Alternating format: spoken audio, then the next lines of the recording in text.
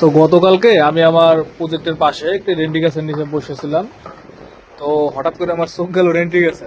তো দেখলাম যে একটা বিড়াল রেন্ডি গাছে বসে গেছে, দেখতে ভালোই লাগলো। তো এনার কয়েকটা ছবি টবি তুললাম, ভালোই পোস্ট টোস্ট দিল। তো যখন আমি চইলামও, ওই সময় হঠাৎ করে খেয়াল গেল আর কি গাছে, এই গাছের মাথায় কাকের শব্দ শুনতেছে। তো তাকাই দেখে এই বান্দাটা বিথা চেষ্টা করতেছে যে সে কাক ধরবো। তো দেখতে ভালোই লাগলো, আর কাকগুলো দুষ্টু ছিল। বান্দার আর কি ভালোই টালাইলো।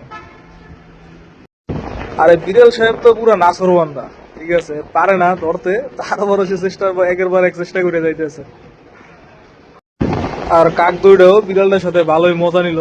অবশ্য কাক দুইটা ছিল কাপল কাক, তো দুজনে মিলে মজা নিছে আর কি।